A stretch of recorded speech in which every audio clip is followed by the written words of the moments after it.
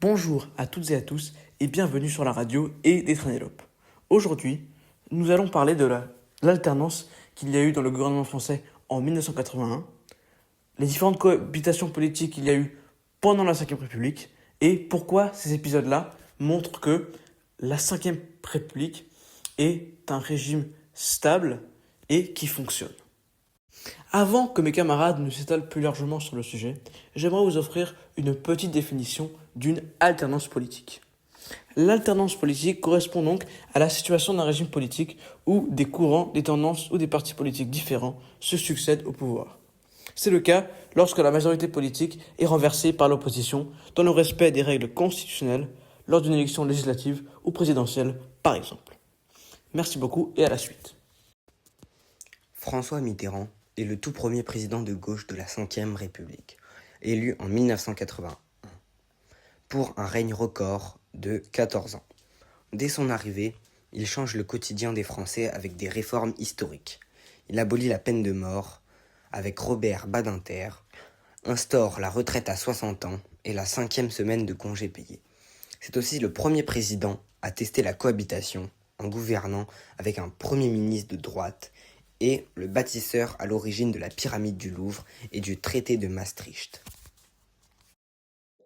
Bonjour, je vais vous expliquer deux caractéristiques majeures de la Ve République qui expliquent sa stabilité. Le président de la Ve République détient des pouvoirs considérables, le plaçant au centre de l'exécutif. Il est le chef de l'État et des armées, garant de l'indépendance nationale et de l'intégrité du territoire. Ses prérogatives s'étendent à la nomination du Premier ministre et, sur proposition de ce dernier, à la révocation des autres membres du gouvernement. Il préside le Conseil des ministres, promulgue les lois et peut dissoudre l'Assemblée nationale. Il a également le pouvoir de consulter le peuple par référendum et de saisir le Conseil constitutionnel. En matière de politique étrangère, il est le principal acteur. Il négocie et ratifie les traités et est accrédité auprès des ambassadeurs étrangers. En situation de crise grave, le président peut utiliser l'article 16 de la Constitution pour prendre les mesures exceptionnelles jugées nécessaires. Ces pouvoirs font du président de la Ve République une figure centrale et déterminante dans le pays politique français. La continuité des institutions malgré les changements politiques repose sur plusieurs piliers essentiels.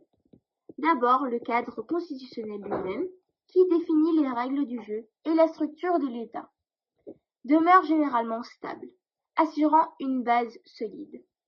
Ensuite, le personnel, administratif et judiciaire, souvent non partisan experts, assure le bon fonctionnement quotidien des services publics et l'application des lois indépendamment des majorités politiques. Les corps intermédiaires, comme les corps d'inspection, les conseils d'État ou les cours de justice, jouent également un rôle crucial en garantissant une certaine permanence des normes et des procédures. Enfin, la culture administrative et les pratiques professionnelles établies au fil du temps contribuent à maintenir une cohérence dans l'action de l'État, même lorsque les orientations politiques changent. C'est donc une combinaison de règles écrites, de savoir-faire institutionnel et de traditions qui permettent aux institutions de traverser les alternances politiques sans se désintégrer, assurant ainsi la stabilité de l'État. Depuis 1958 et la mise en place de la Ve République, 12 mandats présidentiels ont eu lieu. Mais les élections législatives et les élections présidentielles ne sont pas toujours gagnées par le même camp politique. Cela mène au fait que le président se voit forcé de élire un Premier ministre d'un parti différent que le sien. C'est la cohabitation. Il y a eu 3 cohabitations en France, de 1986 à 1988, 1993 à 1995 et de 1997 à 2002.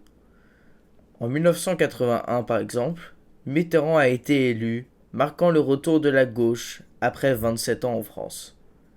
Mais après des difficultés économiques à partir de 1983,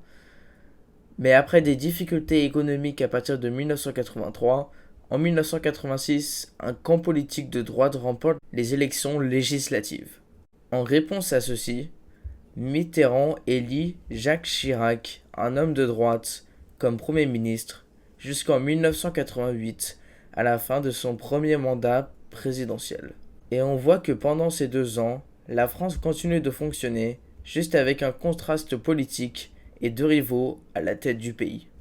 Pour conclure, l'alternance et la cohabitation montrent que la Ve République est un régime souple, stable et capable de s'adapter à des majorités différentes.